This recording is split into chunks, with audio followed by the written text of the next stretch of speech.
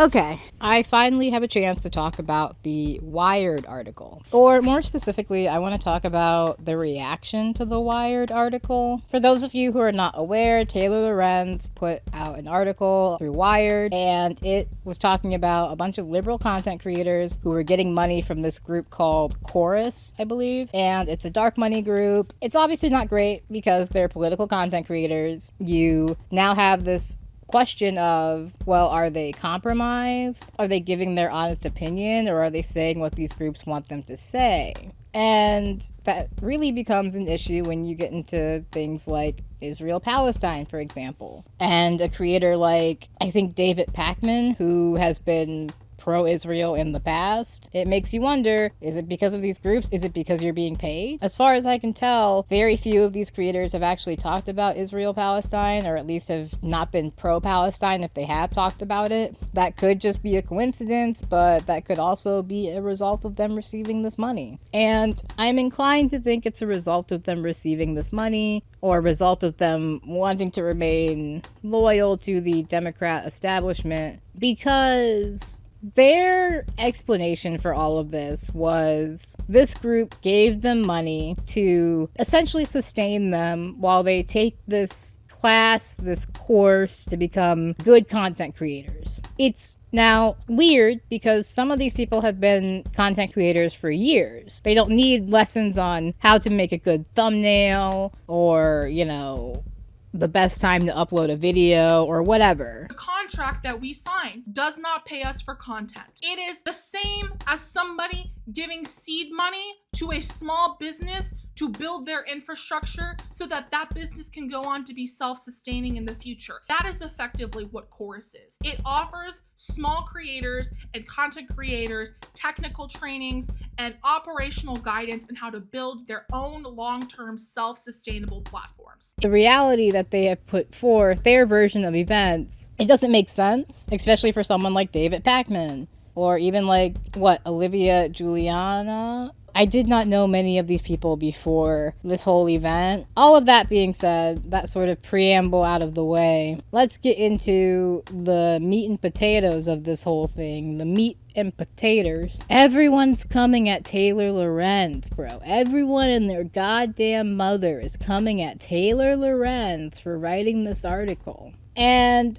I've never seen a group of liberal, leftist, supposed progressive content creators act so much like the right. It's insane. You look like MAGA. You're all screaming fake news. You can't trust this wicked woman of the internet. People are always like, you can feel how you feel about Taylor Lorenz. And aside from her being a little bit too online, just like the rest of us, I have not seen really anything from her that leads me to believe that she is an untrustworthy source, that she is someone I cannot rely on for a well-resourced, well-researched story. I have no reason to believe that she is not competent at her job. This reaction has been pretty atrocious. It's been pretty disgusting. I really just hope that people can take a step back and look at their behavior. Not to be super preachy or anything here. We all have our moments, I guess, but right now it just really seems like a group of people who got called out for something that, at the end of the day, wouldn't have been a huge deal if they just disclosed the fact that they were receiving the money. A lot of people would not have cared. I personally wouldn't have loved it, but a lot of people wouldn't give a fuck. A lot of these people don't give a fuck right now, and that's why they're going after Taylor Lorenz. They don't want to have to contend with the fact that these content creators might have been moving a little shady, so they're trying to make it out like Taylor is the villain here and their favorite content creator is the victim. And that's not good for anybody. That's bad for you. That's bad for your favorite content creator. It's bad for everyone involved.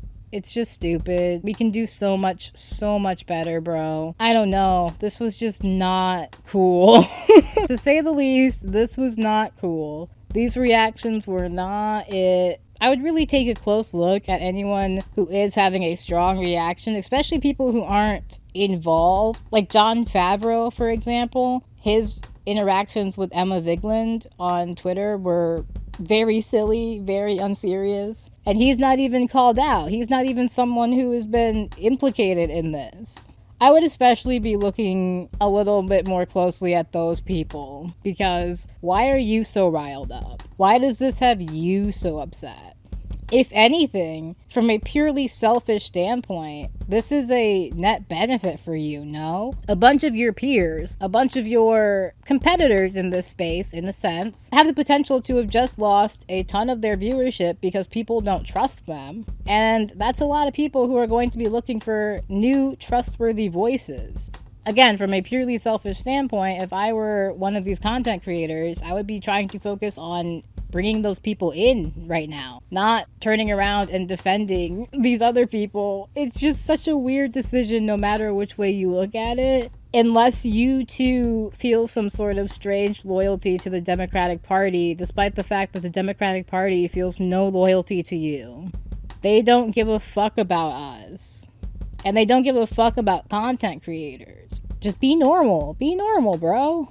Be normal. Okay, guys, that's really all I have for you for this video. Again, this was just weird. I would be looking closely at people who are having very visceral, very strong reactions to this, because something's off there. And it's very funny because had they just been normal about this, had they just been chill about this, had they just been like, yeah, we did this, sorry, mi culpa, let me make amends, let me move on, I don't think people would be talking about it nearly as much. I think a lot of people want to just be like, oh, the Republicans do this too, why can't the Democrats? And because of that, this is something that they honestly could have gotten away with very easily. It's something that they still will probably get away with for the most part with a lot of their audience. I think they are souring more people. They are putting off more people with their responses, with their behavior after the fact than they are with actually having taken this money in the first place.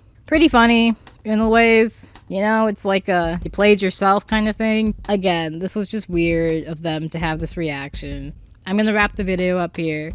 Give the video a like for me. It is helpful with the algorithm, all that jazz. And be sure to leave a comment. Let me know what you're thinking, what you thought of the video, what you think of this whole situation. Do you agree with me? Do you disagree with me? Let me know down below. I'm down to hash it out. Also, hit that subscribe button. I am 4 subscribers away from my goal of 100 by the end of the summer. And it is officially September? It is officially September, which means we have about 22 days. So if you want to help me meet that goal, hit that subscribe button. 4 subscribers away. It could be you. You could be my 100th subscriber. You don't get anything except the satisfaction of saying you're the 100th subscriber. Anyway, that's all I got. Do all that for me, and I will talk to you later. See you later. That's all. Later. Take care of yourself. Free Palestine. And goodbye.